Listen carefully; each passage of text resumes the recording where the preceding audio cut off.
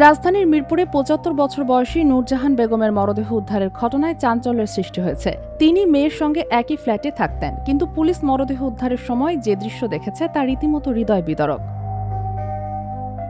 Police জানায়, মরদেহের ডান চোখ ও শরীরের বিভিন্ন অংশে পোকা দেখা গেছে। ঘরের পরিবেশও ছিল অত্যন্ত নোংরা ও অস্বাস্থ্যকর। সামাজিক যোগাযোগ মাধ্যমে ছড়িয়ে পড়া ভিডিওতেও দেখা গেছে পুরো ফ্ল্যাট যেন বসবাসের অনুপযোগী অবস্থায় ছিল। পল্লবী থানার উপপরিদর্শক শামসুর রহমান জানান, মরদেহ উদ্ধারের সময় দুর্গন্ধে কাছে যাওয়া কঠিন হয়ে পড়েছিল। প্রাথমিকভাবে ধারণা করা হচ্ছে কয়েকদিন আগেই মারা গিয়েছিলেন নূরজাহান বেগম।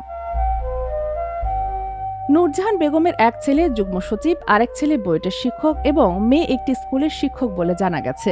এলাকাবাসীর প্রশ্ন, এত শিক্ষিত ও প্রতিষ্ঠিত সন্তান থাকার পরও একজন মায়ের এমন পরিণতি কিভাবে হয়? এ ঘটনায় নতুন করে আলোচনা এসেছে পিতামাতার ভরণপোষণ আইন। আইনের সন্তানের উপর বাবা মায়ের চিকিৎসা, পরিচর্যা ও ভরণপোষণের দায়িত্ব নিশ্চিত করার কথা বলা হয়েছে। প্রতিবেশীরা বলছেন, পরিবারের সদস্যরা কারোর সঙ্গে মিশতেন না এবং বাসার দরজাও খুব কম খুলতেন। এ ঘটনায় সংশ্লিষ্টদের আইনের আওতায় এনে শাস্তির দাবি জানিয়েছেন স্থানীয়রা। সমাজবিজ্ঞানীরা বলছেন, ঘটনা প্রমাণ করে সমাজে মানুষ ক্রমেই আত্মকেন্দ্রিক হয়ে পড়ছে।